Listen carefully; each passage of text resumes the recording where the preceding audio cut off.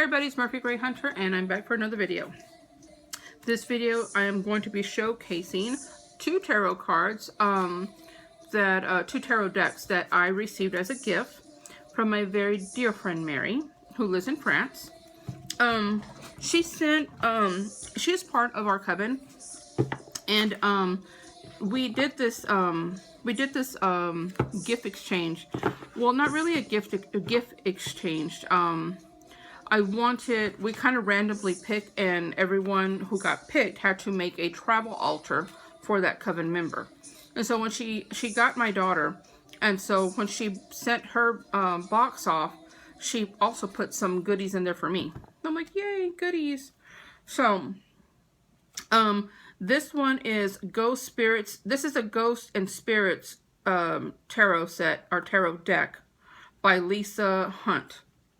It says, may the spirits open doors. This one was signed by Lisa Hunt herself, the creator of these beautiful cards. So they just came like this with the little thing with no box, which is fine. So this is the back of the card. Okay, so nice. Let me find, okay, so I'm not going to show you one by one because look at that. It's a lot of cards. So this is what the artwork looks like. Isn't that beautiful? I'm just going to kind of do like this.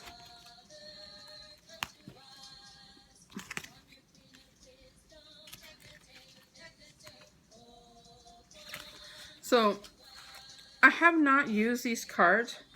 Look at this one, the Queen of Swords. I have not used these cards only because I don't do tarot, traditional tarot. I'm more of an oracle card reader, a fortune card reader, because I have found myself to be more of an intuitive card reader. And it took me a while to figure that out, you know, because I will read some cards. And, you know, I go by what the meaning of the card is. But in my head, I always pick up on something else that what this card would represent for that person that I'm reading for. Like, say this is, well, I can't even use like King of Swords. I don't really know what King of Swords represents right by memory because I don't do traditional tarot. Here's a little booklet that I will read. But let's just say, for example, the King of Swords would represent a journey or something. I don't know. So, you know, I would play that card down and I'm like, well, this represents, you know, a journey in your life, blah, blah, blah. But in the back of my mind, I feel something else. I pick up on something. I'm very intuitive. You know, I guess maybe it's because I'm clairvoyant. Maybe that makes me more intuitive. I have no idea. But I always felt like I would pick up something else versus what the card, you know, represented. So when I do readings, I will read and I will go by what the card meanings mean and all this and that. And then once I'm done, I'm like, okay, this is how I will interpret these cards, you know, my interpretation of the cards, I should say it that way. My interpretations of the cards mean this. And so, and I always feel very comfortable with reading cards that way.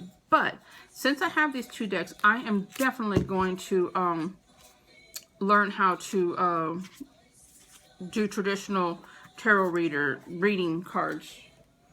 I'm sorry, I'm trying to do two things. I'm going to teach myself how to read traditional tarot cards. I have a book, I have several books actually on traditional tarot, so I'm going to actually learn how to do that. But this is the first step. Okay. The second set I got is the Deviant Moon Tarot deck. Hey Jake, go ahead and get dressed, baby, so we can go. See, there's this is also by, oh, this is not also by. Here's a little booklet. Oh yeah, okay. I remember these cards because I thought they were, I love the artwork on these cards. I was like, what is it about these cards that I really love? Other than the fact that Mary gave them to me. This is the back of them. And I love the artwork on these. Look at that. Okay, so I'm just going to do again like I did.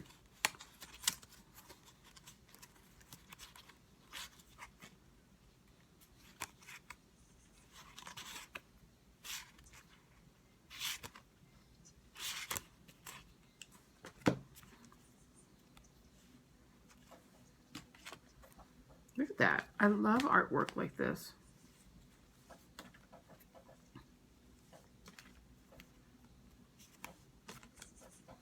I'm really, really excited about learning how to use, you know, using this deck more than I am the other one.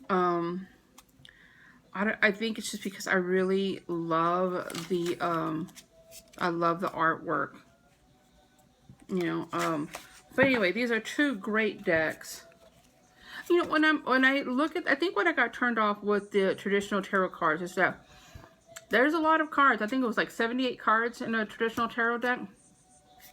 That is a lot of cards. That's a lot of cards to read off of, you know. And I think, how in the world am I gonna do a reading with this many cards? Okay, mostly because my memory is like trash. Okay, I can't remember anything, and so when I work with decks, I try to make sure that I memorize what the cards mean, because the last thing you want to do is go to someone to do a card reading and they're reading out of the book and you're like, well, shit, I could do that myself. You know, you want to be able to go with someone who knows what they're talking about and knows what each card means. And I guess the more and more that you work with, you know, tarot decks, you automatically know what each card means. And you know what? This card only has numbers on them. It doesn't have like the 9 of Pentacles or like the other one does. The other one like says it right on there. Ooh, it's going to be even harder for me to understand. It is going to be a nice little project for me to do. I am very determined to learn how to read, how to, you know, do readings with traditional tarot cards. I think that that's a great accomplishment for any card reader or for any, you know, witch, to learn how to read. People who can do traditional card reading like this really impress me, because it's a lot harder than you may think. And if you think it's not difficult at all, then either I'm an idiot or you guys are just like very, very skilled and talented, because it's not that easy for me. I do more, like I said, of the other stuff. And they're all down there. I have another deck that I bought that I'm going to do a video on, and I'll talk about that one. But anyway, I just wanted to show what Mary gave me. She sent these so long ago, and I just had not made the video because I've been so behind on videos. I've had so much going on, and I'm just barely catching up. You know, life just happens, you know, and it just, you know, just really sucks the life out of you. So anyway, here are my two tarot decks, the Ghost and Spirits Tarot and the Deviant Moon Tarot by my friend Mary.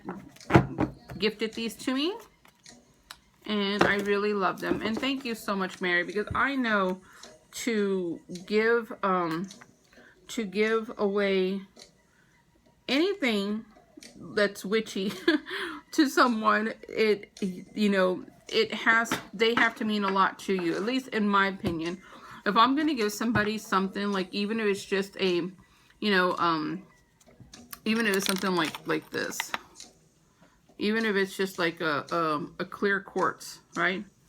Man, you got to mean something to me for me to give you something of mine like that, because, you know, you guys know buying witchy supplies are very expensive, and it's not that they can be expensive, it's just that we don't know how to go, at least I don't, we don't know how to go inside and just buy one.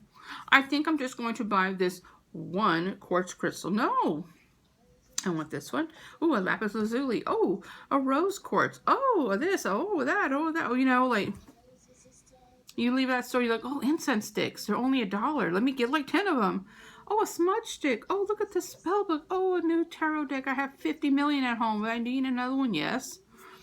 That's what I'm saying. We just really don't know how to go in there and just buy one thing. Just, at least I don't know. So when I give somebody something, even as simple as, you know, a crystal, they have to mean something to me, because that meant a lot to me to purchase that and then to gift it. So anyway, thank you so much, Mary. And the coven, we are putting together a box to send Mary. A bunch of goodies, and that way she can have it for the holidays, because she is our only coven member who is in another country. Well, all of our coven members are local. That's a very important thing, that they are local, because we like to do a lot of things that require participation and, you know, interaction with one another. So, but we love Mary, and so it doesn't matter how far she is going to be in our coven. So we are going to send her a special I love you box, because we do love her. All right, guys, as always, thank you all for watching. Blessed be. Bye.